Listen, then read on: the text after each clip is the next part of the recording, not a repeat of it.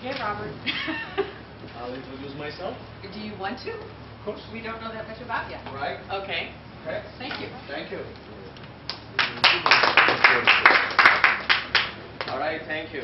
My name is Robert Gramillano. I was born and raised in Italy. I get bored very easily, so I like to do several things. I'm a college professor. I like to teach. I like to teach both graduate and undergraduate college courses. I teach at Illinois Institute of Art, and I also teach at Argosy University, the former Illinois School of Professional Psychology. I teach leadership classes. I teach organizational theory classes. But the ones that I enjoy the most are the career development courses, because I am a life and career coach. I'm certified in emotional intelligence, neuro-linguistic programming, and I am also a shamanic healer. I have been studying for the past 6 years with a Native American Cherokee shaman in the ways, in the old ways, for healing and spiritual practices. So what do? I take all of that, I put it together, and I use it to help my students and to help my clients, and heal. So I want to tell you a little bit about emotional intelligence. I usually have a 45 minutes to 1 hour speech. I go through Daniel Goleman is the creator of emotional intelligence, or at least the one that made it famous, and divide the concept of emotional intelligence into several different competencies, and it gets into complicated explanation of those. I'll spare you that. So what I'm going to focus on instead is why emotional intelligence is important to me, why I like to teach it, why I like to talk about it, what motivated me to be a speaker in the field of emotional intelligence. First of all, what is emotional intelligence?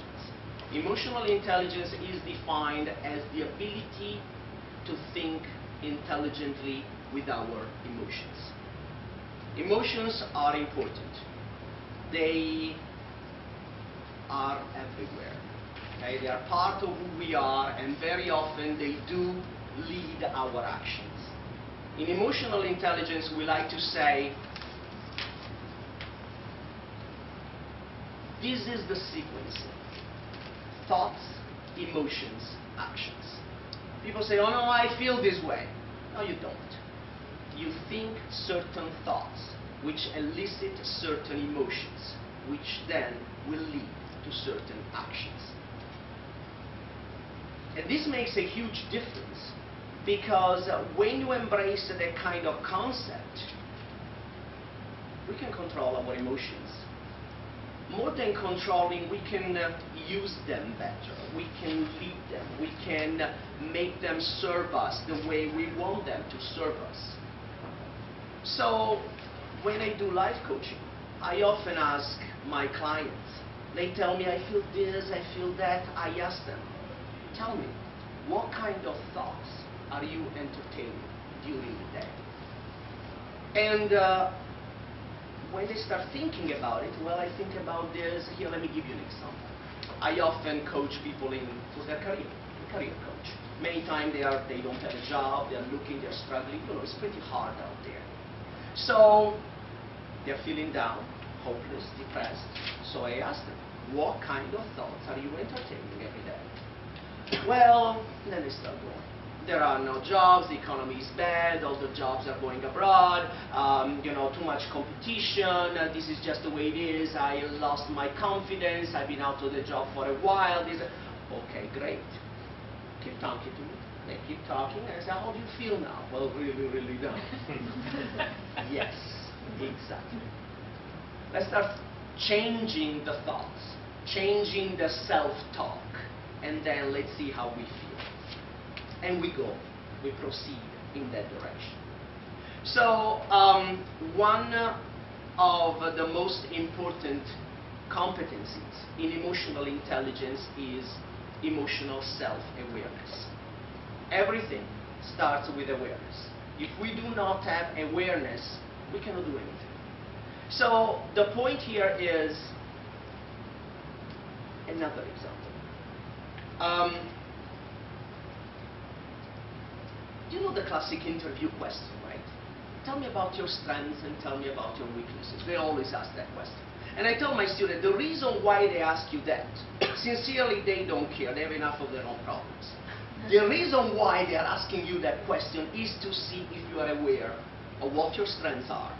Because if you're not aware of what your strengths are, you're useless to me, right? How are you going to leverage your success, okay, if you don't know what your strengths are? Weaknesses. If you're not aware of what your weaknesses are, you're going to make the same mistakes over and over again. Again, you're not useful to me. So emotional awareness, where I am, how I feel, so important. Beside the concept, the construct of emotional intelligence, I like to put there the fruit of my experience, what I have experienced especially and learned from the wisdom of the shaman I've been working with. And I'll tell you this, we are all wounded people. We carry the wounds of our nation. We carry the wounds of our religion. We carry the wounds of our culture. We carry the wounds of our ancestors. We carry the wounds of our parents. We carry the wounds of our birth. We carry the wounds of growing up. And I'll tell you something else. Between birth and 8 years old, it'll tell you our chakras, our energy centers. If you want, you can just say our heart has no protection. And therefore, that's where we get wounded the most. Pain is contagious. If we do not heal it, we transmit it. And we transmit it to the people that are closest to us. That is the greatest motivation, not just to heal, but to extend ourselves, to understand, to change, to transform for our own benefit and the benefit of the people that we love. In a nutshell, that's emotional intelligence.